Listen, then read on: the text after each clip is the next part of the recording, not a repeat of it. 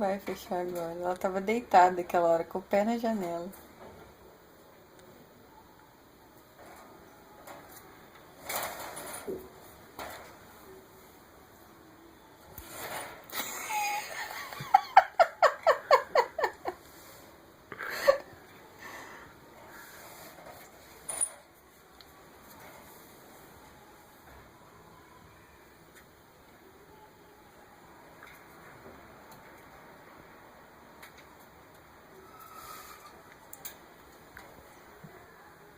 Ela não quer visitas. Abre mais um pouquinho. Ô, Lola! Oi, Lola!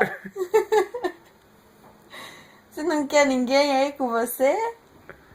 É? O problema é com a Tica.